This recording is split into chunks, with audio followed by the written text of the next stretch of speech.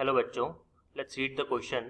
The question says 100 ml of 0.1 m HCl is taken in a beaker and to it 100 ml of 0.1 m NaOH is added in steps of 2 ml and the pH is continuously measured. Which of the following graphs correctly depicts the change in pH? तो यहाँ पे हमको 4 graph दे रखे हैं, ABCD आप देख सकते हो. तो हमको बताना है कि इन चारों में से कौन सा ग्राफ यहाँ पे सही होगा. इस क्वेश्चन को सॉल्व करने से पहले देख लेते हैं इसका की कंसेप्ट. तो यहाँ पे जो हम की कंसेप्ट लिखेंगे, so the key concept is acid base titration. Acid base titration. अब जो भी हमको स्टेटमेंट डेटा दिया हुआ है, स्टेटमेंट दिया हुआ है, उसके अकॉर्डिंग हम एक बार बिहेव करते हैं और देखते हैं कि हम रिएक्शन को परफॉर्म कर पाते हैं कि नहीं. तो यहाँ पे एक काम करते हैं. क्वेश्चन बोल रहा है कि 100 ml आपने 0.1 m HCl लिया एक बीकर के अंदर. ठीक है, तो हमने सपोज कीजिए एक बीकर लिया, हमने यहाँ पे एक बीकर ले लिया इस तरह से, और इसके अंदर हमने क्या भरा है, HCl भरा है. HCl भर दिया हमने इस तरह से. ठीक है, अब HCl हमने भरा है तो ये HCl का वॉल्यूम कितना होगा. इस HCl का वॉल्यूम है आपके पास में 100 ml. ठीक है, और कंसंट्रेशन कितनी है इसकी कंसंट्रेशन है 0.1 m. ये दे रखा है क्वेश्चन में 0.1 m. तो अगर HCl आपके पास में 0.1 है तो ऑब्वियसली बात है, यहाँ पे आप क्या कह सकते हो कि HCl जो है ना डिसोसिएट हो सकता है किसके अंदर, H+ में और Cl- में. तो अगर ये 0.1 m है, ठीक है, तो कुछ टाइम के बाद ये भी क्या हो जाएगा, 0.1 m में टूट जाएगा. 0.1 m और 0.1 m, ये 0 इनिशियली, ये इनिशियल हो गया और ये फाइनल हो गया, ये कंप्लीटली टूट गया. आयनिक वो है आपका इलेक्ट्रोलाइट है.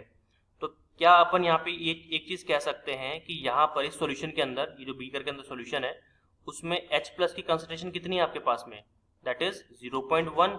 It means 10⁻⁻1 m. तो पीएच क्या हो जाएगा इसका पीएच हो जाएगा आपका माइनस लॉग 10⁻⁻1. तो पीएच की वैल्यू कितनी आ गई बताइए, 1 आ गई कि नहीं आ गई.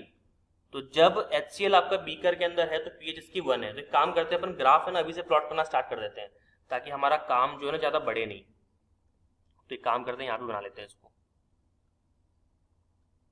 तो यहाँ पे मैं लाइन खींचता हूँ सीधा, एक लाइन खींच दिया इधर और इधर हमने लाइन खींच दिया. ये आपका y एक्सिस हो गया, ये x एक्सिस हो गया. इसको अपन 0.0 कर देते हैं.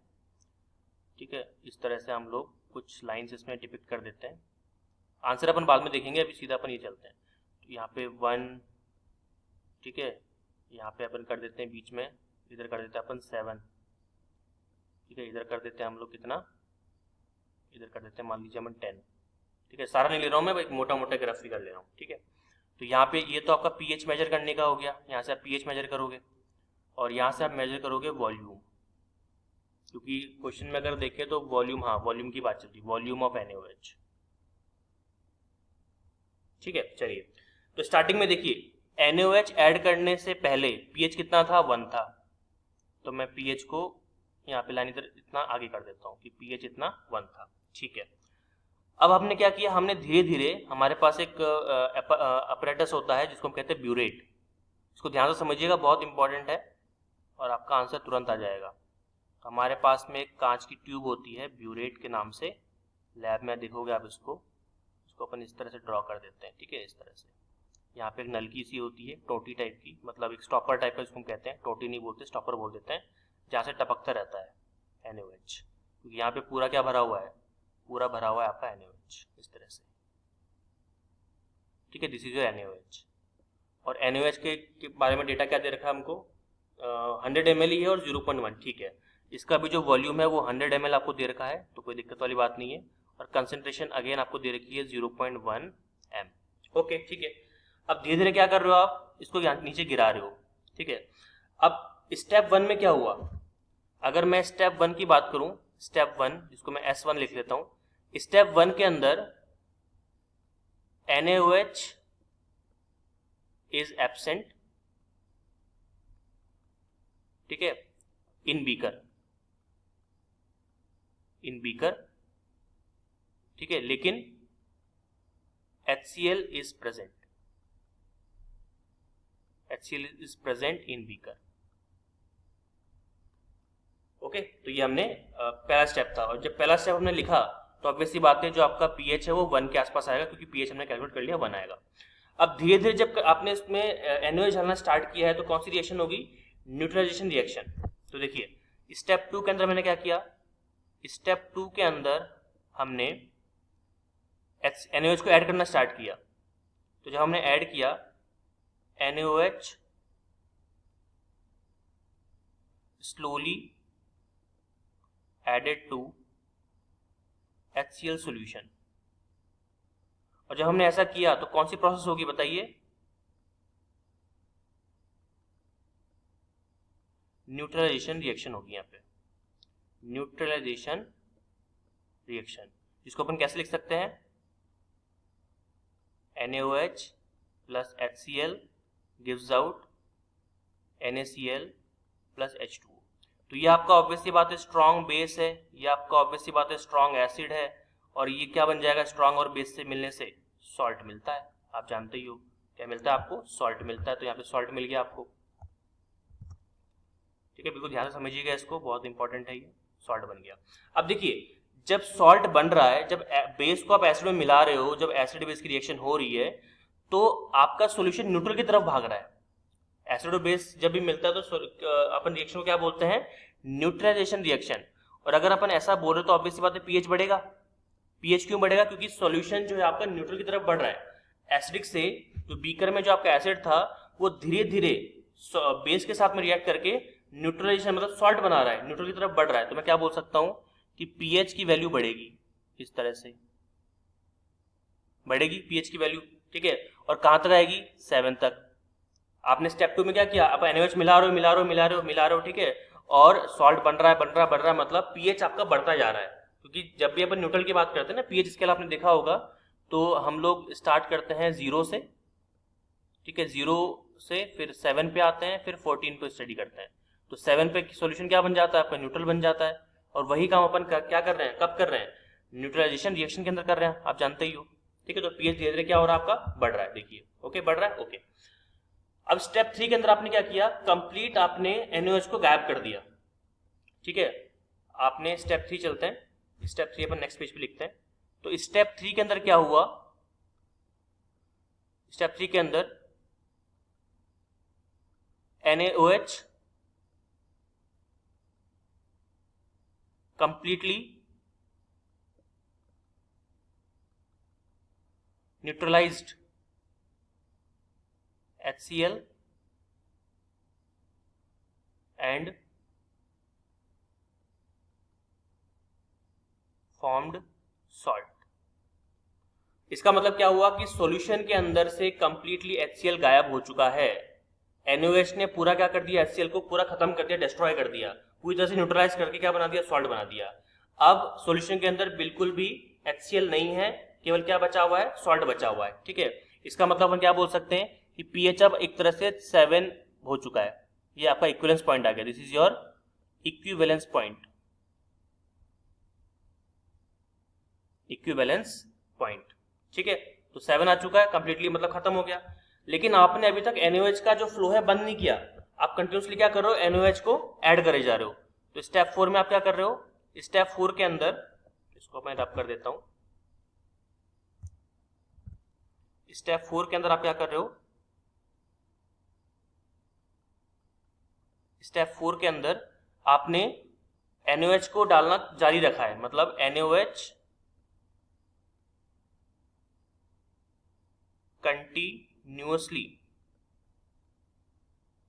continuously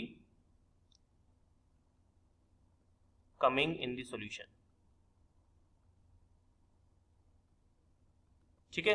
तो continuously coming in the solution. अगर NaOH कंटिन्यूअसली सॉल्यूशन के अंदर आ रहा है, बीकर के अंदर आ रहा है, सॉल्यूशन का मतलब हो गया, यहाँ पे बात कर रहा हूं मैं बीकर की, तो बीकर में अगर आ रहा है तो ऑब्वियसली बात है कि अब पीएच 7 से बढ़ेगा, पीएच 7 से बढ़ेगा, और पीएच अगर 7 से बढ़ेगा तो ग्राफ में मुझे प्लॉट करना पड़ेगा, इस तरह से देखिए, बढ़ रहा है। लेकिन एक टाइम के बाद में क्या होगा, एक टाइम के बाद में जो आपका NaOH है सॉल्यूशन के अंदर या फिर बीकर के अंदर, HCl पूरा खत्म हो चुका, अब बीकर में क्या बचेगा, केवल NaOH बचेगा, क्योंकि NaOH आप कंटिन्यूसली डाले जा रहे हो, ठीक है। और NaOH क्योंकि कंटिन्यूसली आप इसमें डाल रहे हो तो क्या होगा, जस्ट ए मिनट, तो यहां पर चूंकि आप NaOH कंटिन्यूसली डाल रहे हो तो बीकर के अंदर केवल क्या बचेगा, बीकर में केवल बचेगा अब NaOH, केवल क्या बचेगा, NaOH only, because HCl completely destroyed नहीं बोलते, कंज्यूम्ड बोल देते हैं, ठीक है, डिस्ट्रॉयड बोलना ठीक नहीं लग रहा है, कंज्यूम हो चुका है ये, कंप्लीटली कंज्यूम्ड, ठीक है। और अगर बीकर के अंदर केवल NaOH है तो pH अब थोड़ी बढ़ेगा, अब तो pH क्या हो जाएगा आपका, कांस्टेंट। इसका मतलब एक टाइम के बाद ग्राफ ऐसे रह जाएगा। तो स्टार्टिंग में ग्राफ 1 पे था, धीरे धीरे आपने क्या किया, आपने NaOH ऐड करना स्टार्ट किया, ठीक है, आपने क्या किया, NaOH को ऐड करना स्टार्ट किया, और एक टाइम के बाद में क्या हुआ, NaOH और HCl ने मिलकर न्यूट्रलाइजेशन रिएक्शन करी, सॉल्ट बना, pH क्या हो गया, 7 हो गया, 7 मतलब न्यूट्रल हो गया, इक्विवेलेंस पॉइंट आ गया वो, ठीक है। लेकिन आपने NaOH का फ्लो बंद नहीं किया, NaOH आप डाले जा रहे हो तो pH बढ़ेगा आप, लेकिन एक टाइम के बाद में क्या होगा, बीकर में केवल NaOH ही रह जाएगा, और NaOH रह जाने की वजह से pH में कोई चेंज नहीं आएगा और pH क्या हो जाएगा, कांस्टेंट हो जाएगा इस तरह से। तो अपन चेक करते हैं कि ऐसा कोई ग्राफ हमारे किसी ऑप्शन में दे रखा है क्या, चेक कर लेते हैं। तो ऑप्शन ए में देखिए pH स्टार्टिंग में बढ़ रहा है, ठीक है, लेकिन ऊपर की तरफ 7 नहीं आना चाहिए, यहाँ पे तो मतलब इसके बाद तो आपका pH कांस्टेंट हो गया ना, तो 7 तो यहाँ पे कहीं बीच में आना चाहिए, यहाँ पे सेंटर में कहीं आना चाहिए, ठीक है। तो ये तो ग्राफ हमारा नहीं होगा, ये ग्राफ हमारा नहीं होगा, क्योंकि pH काफी ज्यादा ऊपर आ रहा है, मतलब 7 काफी ज्यादा ऊपर आ रहा है, जो कि ऊपर नहीं आना चाहिए, वो बीच में कहीं आना चाहिए, देखिए हमारा बीच में आ रहा है, ठीक है। ये फर्स्ट ऑप्शन के अंदर यहाँ पे दिखा रहा था, जो कि गलत है, तो इसलिए ऑप्शन ए को काट दो आप। ऑप्शन बी देखो, स्ट्रेट लाइन ग्राफ कभी नहीं बनेगा, ठीक है, स्ट्रेट लाइन ग्राफ कभी बन नहीं सकता, कांस्टेंट थोड़ी मतलब इंक्रीज हो रहा है, पहले धीरे धीरे देखो, स्टार्टिंग में स्लोली इंक्रीज हो रहा है, फिर कांस्टेंट हुआ, इक्विवेलेंस पॉइंट आया, उसके बाद में फिर एकदम कांस्टेंट हो गया NaOH की वजह से, ये भी गलत है, एक स्ट्रेट लाइन कभी नहीं आता है। सी में देखिए ये बोल रहा है ये डिक्रीजिंग का है, कि पहले pH 7 था फिर डिक्रीज हुआ, नहीं ऐसा कभी नहीं हुआ, ऐसा ग्राफ मिला ही नहीं, तो ऑप्शन क्या बन जाएगा आपका, डी।